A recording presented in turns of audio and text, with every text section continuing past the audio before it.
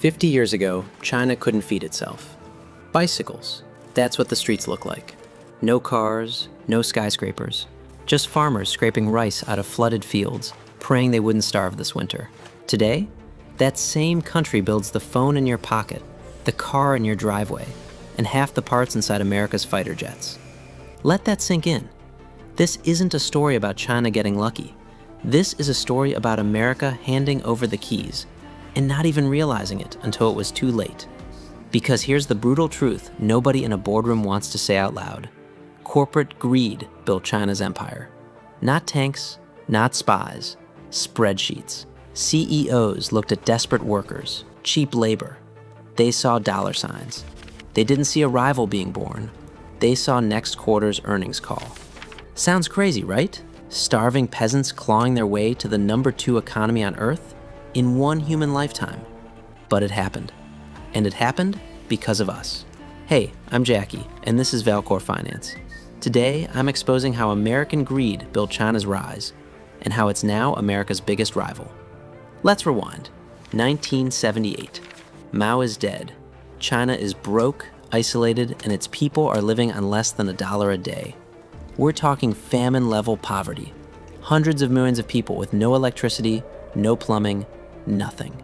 Then a guy named Deng Xiaoping climbs to power and says something wild for a communist country. To get rich is glorious. He cracks the door open, just a sliver. Special economic zones. Foreign investment allowed. Barely. Shenzhen, a sleepy fishing village, becomes the test lab. And American companies? They smell blood in the water. Labor in the US costs real money. Unions, benefits, safety regulations. Annoying, right? Meanwhile, in China, you've got workers willing to do the same job for pennies on the dollar. No complaints, no lawsuits, no red tape. So what do American executives do? They pack up the factories, ship the machinery overseas, chase the margins. Every single time. And at first, it looked like genius. Cheaper sneakers, cheaper electronics, cheaper everything. Wall Street loved it. Shareholders loved it. Nobody asked the follow-up question. What happens when the cheap labor country learns everything we just taught it? 2001. This is the moment everything changes, and most Americans have no idea it even happened. China joins the World Trade Organization. On paper, it sounds boring, bureaucratic. Some trade agreement, who cares, right? Wrong. This was the starter pistol.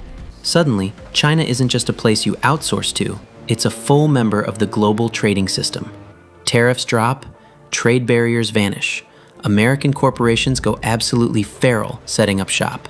Foxconn, Nike, Apple, General Electric. Everybody's building in China now. Not some of their stuff.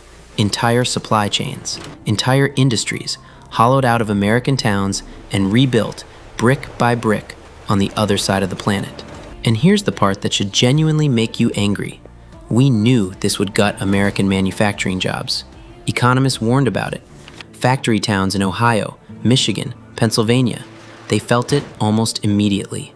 Millions of jobs just gone. But the profits? Those went straight to the top. Meanwhile, on the other side of the Pacific, something insane is happening. China pulls roughly 800 million people out of extreme poverty. That's not a typo. 800 million.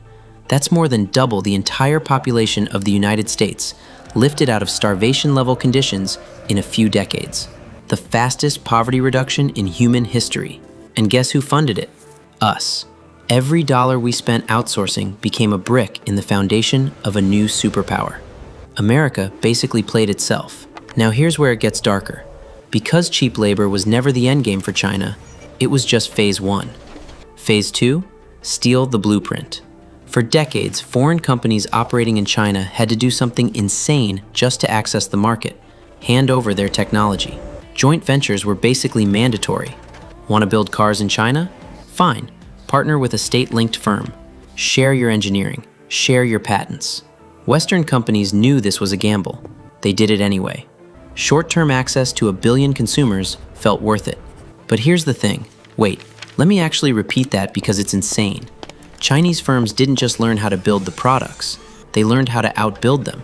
Auto manufacturing, telecom infrastructure, solar panels, batteries, One by one, industries where America and Europe used to dominate started tilting east. And it wasn't just handed over. U.S. intelligence agencies and multiple federal indictments have accused Chinese state actors of large-scale industrial espionage, hacking defense contractors, stealing fighter jet designs, siphoning trade secrets from American tech firms for years. Make it make sense. We built the factory, we taught the class, and then we acted shocked when the student graduated. Phase 3 is where it stops being about factories and starts being about global power. 2013. China launches something called the Belt and Road Initiative. Sounds harmless. Infrastructure investment, right? Roads, ports, railways across Asia, Africa, and Latin America. Except critics, including US officials and multiple independent economists, call it something else. Debt trap diplomacy. Here's how it allegedly works. China loans a struggling country billions to build a port or a highway. The country can't pay it back. China doesn't forgive the debt. China takes control of the asset. Sri Lanka is the case study everyone points to. They couldn't repay loans for the Hambantota port. In 2017, they ended up handing China an 85% stake and a 99-year lease to run it. 99 years on a strategically located port sitting right on major global shipping lanes. That's not charity. That's not partnership. That's leverage. Quiet, patient, generational leverage, being built one indebted nation at a time. And while the world was distracted, arguing about tariffs and trade wars, China was locking down something even more dangerous: rare earth minerals. The stuff inside your phone, inside electric vehicle batteries, inside missile guidance systems. China controls roughly 70% of global rare earth mining and nearly 90% of the processing. You can mine rare earths anywhere, but refining them, that's almost entirely a China game, which means the future of clean energy, electric vehicles, and advanced weapons systems runs through one country's supply chain. Hold on, it gets worse. China isn't just controlling raw materials anymore. They're out executing the West on the finished product.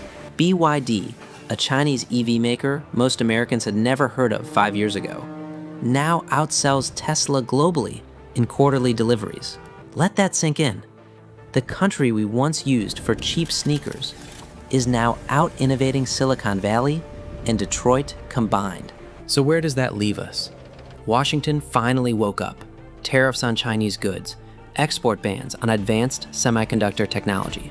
Billions poured into the CHIPS Act to bring chip manufacturing back home. It's damage control.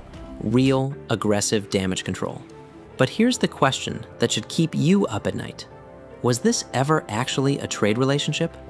Or was it a slow-motion transfer of power, dressed up as capitalism? Because when you strip away the spreadsheets and the quarterly earnings calls, here's what actually happened. American corporations chased short-term profit. China played the long game. We optimized for next quarter, they optimized for the next 50 years. And now the receipts are in. A country that couldn't feed its own people 2 generations ago is sitting on America's largest geopolitical rival, holding leverage over our supply chains, our technology, and increasingly, our economic future. Yeah, let that sink in. Because the real lesson here isn't about China at all. It's about what happens when greed can't see past next quarter, and somebody else is patient enough to build an empire while you're not looking. If you're still watching, that means you're enjoying the video. You have to press like, subscribe, and I'll see you in the next one.